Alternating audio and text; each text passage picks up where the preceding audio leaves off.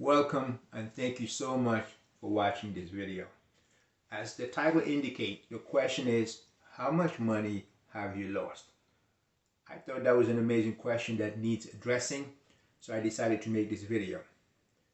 The question came from a senior news anchor for a major news network that asked the question to a newly elected mayor of New York City. It's not about who asked the question, it's not about who the question was asked, but I thought the question was worthy of addressing. Because if you look back, for 11 years, I worked as a SEC registered investment agent. So that question was not new to me. But the fact that a major news anchor would ask that question to a mayor of New York City, one of the biggest cities in the world, I believe deserved addressing. Why do I think so? The question was because how much money did the mayor of New York City lost in Bitcoin was asked. So what the mayor did, I remember he looked down, smiled, and he looked back up. He looked back up and he said, if you have a long-term investment objective, today's price should not matter. I think it was a valid answer, and that's why I wanted to talk about this. Just think about what happened in the year 2008 when the real estate market, at least in the US, had crashed. I'm going to give an example of one of my friends who 2 years before that was making about $50,000 a year, but had 4 properties, one big house in the county away in Florida, in Broward County, and 3 rental properties in Miami. At $50,000, why was that possible? Because at the time, bank would require your stated income. It wasn't about a proof, but you state your income. So if you made $50,000, I'm not saying that's what my friend did, but if she wanted to say, they asked for stated income, she said, I make $250,000, that's the information that was considered when approving that loan. So 2006, 4 houses, 1 she lived, 3 she rented properties in Miami. 2 years later, the market had collapsed. Like many have to get rid of their houses because they were no longer able to make the mortgage payment.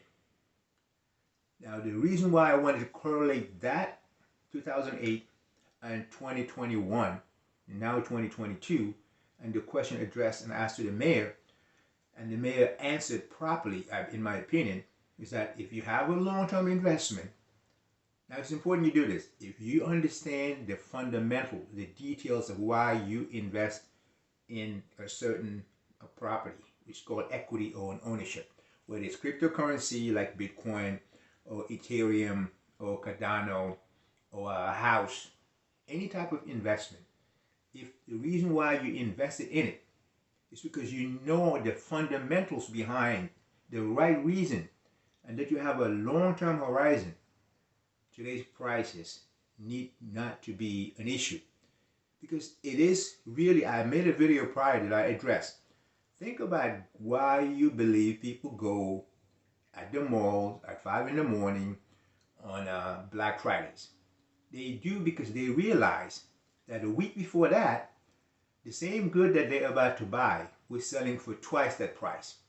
So when a property that you invest in, such as Bitcoin, is down, and you've done your fundamental research, it should be an opportunity to know the fundamentals are the same.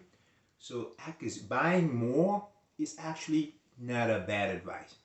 Like I said, 11 years, I was an SEC registered investment agent. I am no longer an agent. I am not here to give you an advice, but I thought the question merit addressing. So if you have a long-term goal, you need not to worry about the short-term reaction to any news or any condition about a certain holdings that you purchase either now or you intend to buy later. That's the reason why I wanted to make this video. My friends and all those that sold their properties in 2008, they're looking back and say, those 4 properties I sold for $150,000 each are now worth over $1 million each. So if the reason why you bought the property or the equity like a certain stock or the currency like a Bitcoin or Ethereum or Cardano, it's because you believe in it. Therefore, you need not to worry about the current price. Because if you do, and you get rid of it, the fundamental will remain the same, or even better, you're going to live to regret it.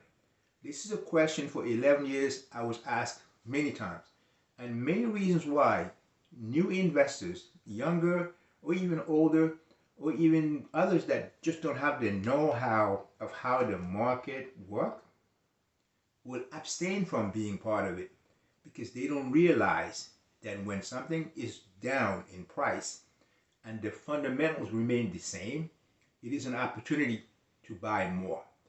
That is the video for today. Hopefully it helps someone. If it does, please comment, ask questions. Appreciate you very much for watching my video, and thank you. God bless.